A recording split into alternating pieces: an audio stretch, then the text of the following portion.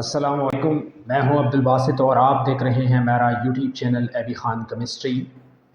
कैसे हैं आप सब लोग? उम्मीद है आप सब लोग खैरियत से होंगे, खुशबाश होंगे।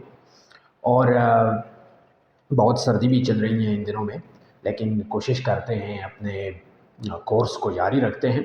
तो आइए चलते हैं अपने टॉपिक की तरफ, आज के लेक्चर की तरफ। आज का लेक्चर है lecture number 44 and this is about charge to mass ratio of cathode rays E/m या charge to mass ratio of electron. अच्छा जी, सबसे पहले चलते हैं कि ये charge to mass ratio of cathode rays या charge to mass ratio of the electrons ये किसने डिटरमाइन किया है और किस तरह से डिमॉन्स्ट्रेशन दिया है। तो फर्स्ट टॉपिक है हमारा यहाँ पे डिमॉन्स्ट्रेशन। जे थॉमसन इन 1897, जे थॉमसन ने 1897 में 1897 में ये मतलब 1897 में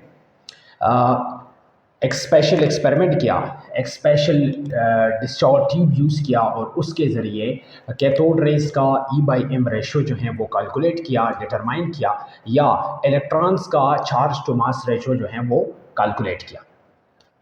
So J.J. Thomson in 1897 demonstrated the charge to mass ratio of cathode rays or electrons, and he used a special discharge tube for experiment. And that special discharge tube is this one.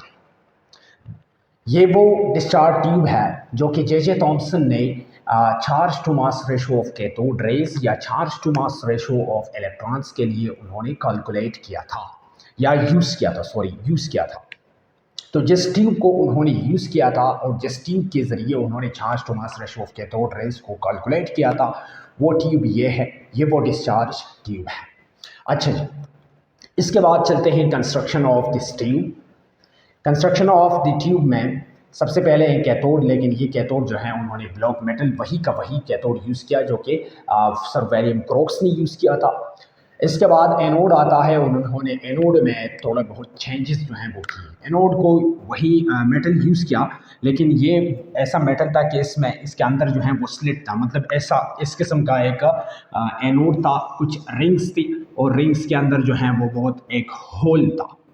ठीक है जी, ये इस तरह का anode है, उन्होंने इस तरह का मतलब होलो एनोड जो है उन्होंने यूज़ किया।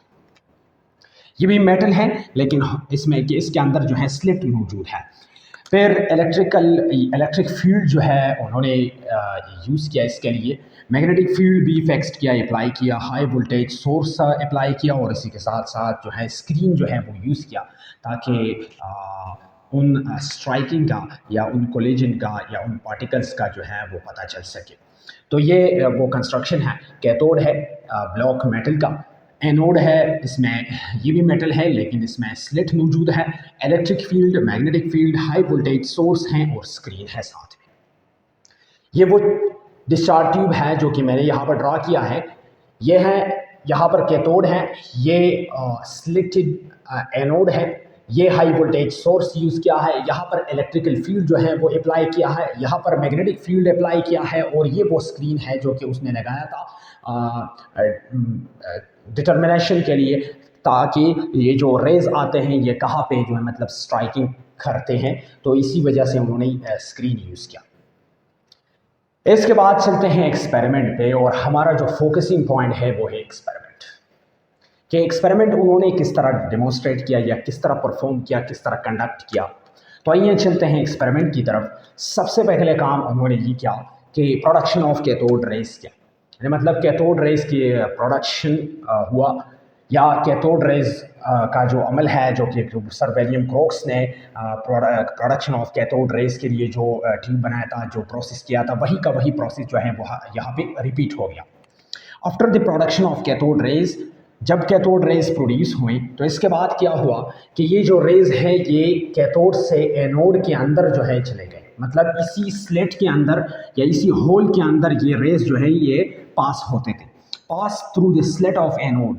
मीन्स कि ये कैथोड रेज जो कि यहाँ पर प्रोड्यूस हुए थे, ये कैथोड रेज डायरेक्टली एनोड में मतलब पास हो गए, उनके स्लेट्स में पास हो गए। फिर क्या हुआ, उन्होंने 3 किस्म की ऑब्जर्वेशंस की। सबसे पहला मतलब जो प्रोसेस है उन्होंने ये किया कि सबसे पहले इलेक्ट्रिकल फील्ड और मैग्नेटिक फील्ड दोनों को मतलब एब्सेंस में रखा, इन दोनों को अप्लाई नहीं किया। इलेक्ट्रिकल फील्ड को भी वही का वही रखा और मैग्नेटिक फील्ड भी उसको ऑन नहीं किया, इसको अप्लाई नहीं किया। यानी मतलब दोनों इलेक्ट्रिक और मैग्नेटिक फील्ड को अप्लाई किए बगैर उन्होंने ये रेज जो है ये पास होने दिया। अब जब यहाँ से ये रेज जो है ये पास होते थे तो ये क्या हुआ, in the absence of electric and magnetic field rays strikes point P1। ये रेज जो है ये डायरेक्ट चले गए और पॉइंट P1 पे स्ट्राइक हो गए। यानी मतलब यहाँ पर ये स्ट्राइक ये स्क्रीन पे ये जो जिंक सल्फाइड का स्क्रीन उन्होंने लगाया था, यूज़ किया था, इस पॉइंट को उन्होंने कहा P1 और पॉइंट P1 पे डायरेक्टली मतलब स्ट्रेट आ गए और स्ट्रेट यहाँ पर पॉइंट P1 था तो P1 पे उन्होंने ये रेज जो है ये स्ट्राइक हो गए, यानी मतलब कोलाइड हो गए पॉइंट P1। फिर इसके बाद क्या हुआ, इसके बाद उन्होंने इलेक्ट्रिकल फील्ड जो है अप्लाई किया, इन रेस को इलेक्ट्रिकल फील्ड अप्लाई किया। और जब इलेक्ट्रिकल फील्ड अप्लाई किया तो क्या हुआ, कल भी हमने बताया था प्रॉपर्टीज ऑफ कैथोड रेज में कि ये निगेटिवली चार्ज रेज हैं और ये जब इलेक्ट्रिकल फील्ड के दरमियान जो है वो पास होते हैं तो ये पॉजिटिव प्लेट की तरफ जो है डिफ्लेक्ट करते हैं। इसी वजह से जब उन्होंने इलेक्ट्रिकल फील्ड अप्लाई किया तो इलेक्ट्रिकल फील्ड अप्लाई करने से ये रेज जो है ये डिफ्लेक्ट हो गए थोड़े से पॉजिटिव प्लेट की तरफ और सीधा जाके पॉइंट P2 पे जो है वो स्ट्राइक हो गए।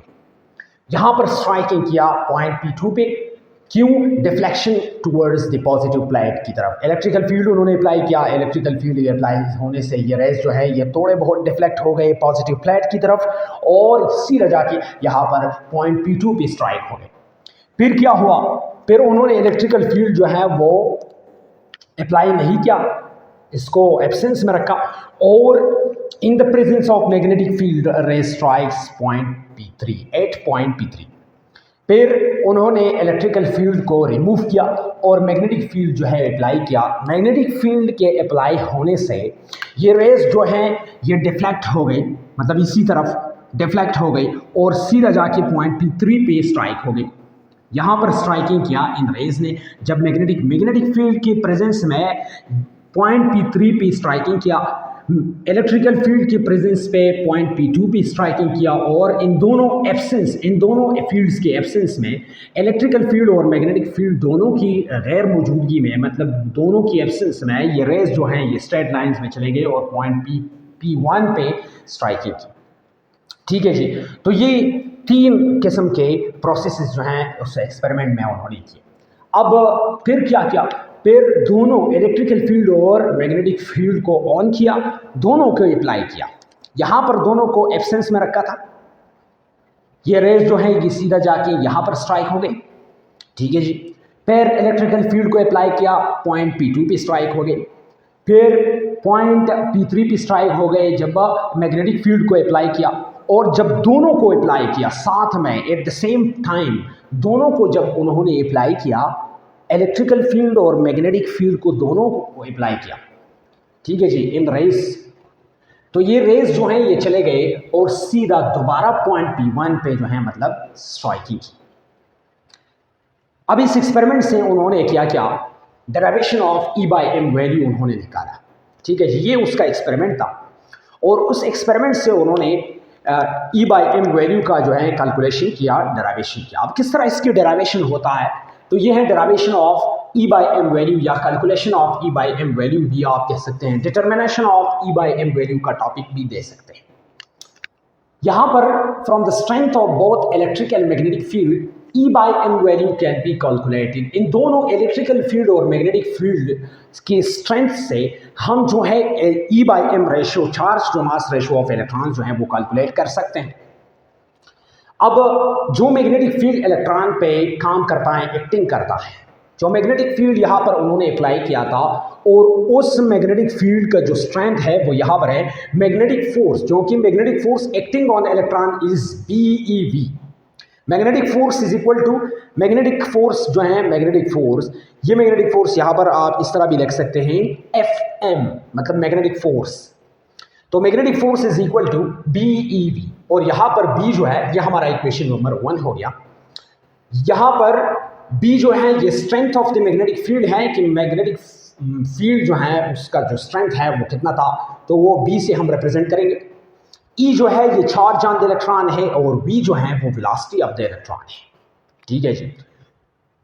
यहां से ये जो है ये मैग्नेटिक फोर्स के जरिए हम इसका स्ट्रेंथ और इस चार्ज ऑफ द इलेक्ट्रॉन और वेलोसिटी ऑफ द इलेक्ट्रॉन की वजह से मैग्नेटिक फोर्स जो है उसको कैलकुलेट कर सकते हैं। यहाँ पर यह है strength of the magnetic field, charge on the electron, velocity of the electron से हम मैग्नेटिक फोर्स जो है वो कैलकुलेट कर सकते हैं। अब जब ये मैग्नेटिक फोर्स जो है ये कैलकुलेट हो गया तो इसके बाद चलते हैं। Magnetic field compels electron to move in a circular path which is balanced by the centripetal force. अब ये जो मैग्नेटिक फोर्स है ये इलेक्ट्रॉन को कंपेल करता है, मजबूर करता है इलेक्ट्रॉन को कि ये सर्कुलर पाथ में मतलब मूव कर सके, सर्कुलर पाथ में ये मोशन कर सके। तो ये जो मैग्नेटिक फोर्स है यहाँ पर, तो इसको बैलेंस किया है सेंट्रीपिटल फोर्स ने। और सेंट्रीपिटल फोर्स जो है ये फिजिक्स में आप पढ़ चुके हैं कि इसका इक्वेशन है Fc = mv² divide by r। ये हमारा हो गया इक्वेशन नंबर 2। ये दोनों इक्वेशंस यहाँ से आ गए। एक हो गया मैग्नेटिक फोर्स जो कि इलेक्ट्रॉन पे काम करता है, एक्टिंग करता है, और वही फोर्स जो है वो है BeV, ये इक्वेशन 1 हो गया। दूसरा जो है वो सेंट्रीपिटल फोर्स जो कि एक्चुअल में काम करता है या इस मैग्नेटिक फोर्स को बैलेंस करता है, तो वही सेंट्रीपिटल फोर्स जो है वो इक्वल है Fc = mv² divide by r। ये हमारा हो गया इक्वेशन नंबर 2। अब यहाँ पर आते हैं, वहाँ पर हमने दो इक्वेशन जो है वो डिराइव की। मैग्नेटिक फोर्स जो है वो डिराइव किया कि मैग्नेटिक फोर्स बराबर है BeV का, और जो सेंट्रीपिटल फोर्स है जो कि मैग्नेटिक फील्ड को या मैग्नेटिक फोर्स को जो कि इलेक्ट्रॉन पे एक्टिंग करता है उसको बैलेंस करता है, वो सेंट्रीपिटल फोर्स है Fc = mv² divide by r। ये हो गया इक्वेशन नंबर 2। इसके बाद आते हैं, अगर इक्वेशन 1 और 2 को दोनों को कंपेयर करते हैं तो इससे आएगा Fm = Fc BeV। इसका वैल्यू यहाँ पर पुट करते हैं और सेंट्रीपिटल का वैल्यू, फोर्स का वैल्यू यहाँ पर पुट करते हैं, तो इससे आएगा, यहाँ पर आप देख लीजिए कि ये जो एक V है ये इसके साथ कैंसिल हो जाएगा, यहाँ पर रह जाएगा Be = mv divide by r। और फिर इसको जो है रीअरेंज करते हैं। रीअरेंजिंग के बाद E जो है यहाँ पर रह जाता है, M यहाँ पर मल्टीप्लिकेशन में है, ये डिवीजन में आएगा, और B जो है ये मल्टीप्लिकेशन में है, ये यहाँ पर डिवीजन में आएगा। तो ये इससे आएगा E/m = v divide by br, और ये हमारा है इक्वेशन नंबर 3। यहाँ पर B जो है ये वेलोसिटी ऑफ द इलेक्ट्रॉन है, B जो है ये मैग्नेटिक का स्ट्रेंथ है, मैग्नेटिक फील्ड का स्ट्रेंथ है, और R जो है ये radius of the circular path है। अब चलते हैं कि उन्होंने एक्सपेरिमेंट में क्या किया कि पॉइंट P1 पे जब उन्होंने दोनों इलेक्ट्रिकल और मैग्नेटिक फील्ड को एक टाइम में एट द सेम टाइम उन्होंने अप्लाई किया। ठीक है जी, इलेक्ट्रिकल फील्ड और दोनों मैग्नेटिक फील्ड, दोनों फील्ड को जब उन्होंने at the same time apply किया और सेम स्ट्रेंथ पे अप्लाई किया, तो क्या हो गया कि ये दोनों जो है ये एक दूसरे को मतलब कैंसिल करते हैं। Now when both electric and magnetic strength is balanced, जब ये दोनों जो है ये बैलेंस होते हैं, मैग्नेटिक फोर्स जो है ये भी बैलेंस होता है, इसके बराबर होता है। इलेक्ट्रिक फोर्स और मैग्नेटिक फोर्स ये दोनों बराबर होता है, तो ये खुद ब खुद ये रेस जो है ये दोबारा से पॉइंट P1 पे स्ट्राइकिंग करेगा। तो इससे आएगा BeV = EE। ये इलेक्ट्रिकल फील्ड फोर्स है, इलेक्ट्रिक फोर्स है, और ये है मैग्नेटिक फोर्स। अब यहाँ से ऐसा हो गया कि यहाँ पर जो ये E है ये कैंसिल हो गया यहाँ से।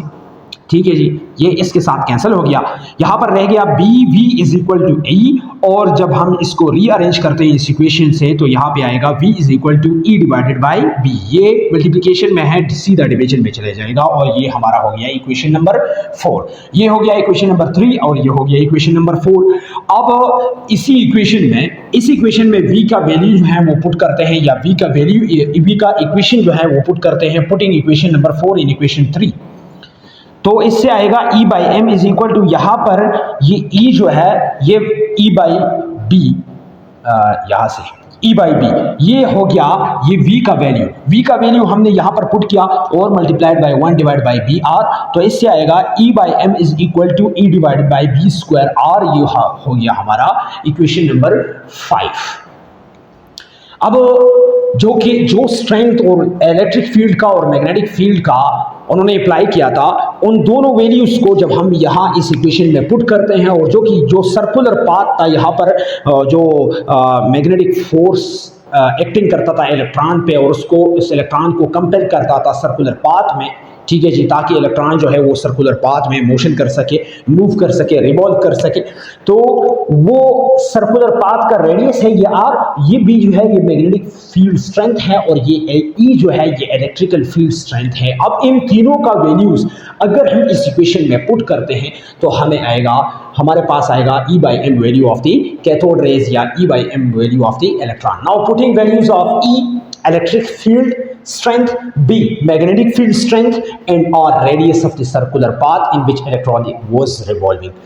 The value of E by m is calculated. यहाँ से हमारा वैल्यू आएगा E by m is equal to 1.7588 into 10 power 11 coulomb per kilogram. ये हो गया derivation of the E by m value. तो सबसे पहले इसका थोड़ा सा मतलब समरी जो है वो एक्सप्लेन करते हैं कि charge to mass ratio of the cathode rays E by m ratio of the electron या E by m ratio of the cathode rays जो हैं, इसको जे थॉमसन ने 1897 में डिमोन्स्ट्रेट किया। इस वैल्यू को जो है डिराइव किया, इस इक्वेशन को डिराइव किया, फिर इस वैल्यू को कैलकुलेट किया अपने एक्सपेरिमेंट के जरिए। उन्होंने ये एक्सपेरिमेंट किया और इस एक्सपेरिमेंट में उन्होंने 3 काम जो हैं वो किए। सबसे पहले उन्होंने इस इलेक्ट्रिकल फील्ड और मैग्नेटिक फील्ड को दोनों की गैर मौजूदगी में उन्होंने ये रेज जो है ये छोड़े, तो ये रेज जो है ये सीधा जाके पॉइंट P1 पे स्ट्राइक हो गई। फिर जब उन्होंने इलेक्ट्रिकल फील्ड को अप्लाई किया तो ये पॉइंट P2 पे चले गए, और जब उन्होंने सिर्फ और सिर्फ मैग्नेटिक फील्ड को अप्लाई किया तो ये P3 पे चले गए, और जब दोनों को अप्लाई किया at the same time at the same strength तो ये चले गए दोबारा पॉइंट P1 पे। इन्हीं स्ट्रेंथ से, इलेक्ट्रिकल फील्ड और मैग्नेटिक फील्ड की स्ट्रेंथ से उन्होंने ये वैल्यू कैलकुलेट किया और ये वैल्यू हमारे पास आ गया E by m is equal to 1.7588 into 10 power 11 coulomb per kilogram. ये है कैथोड रेज का E by m ratio, charge to mass ratio या इलेक्ट्रॉन का चार्ज टू मास रेशो। ये था हमारा आज का topic. Thank you so much and best of luck till the next lecture.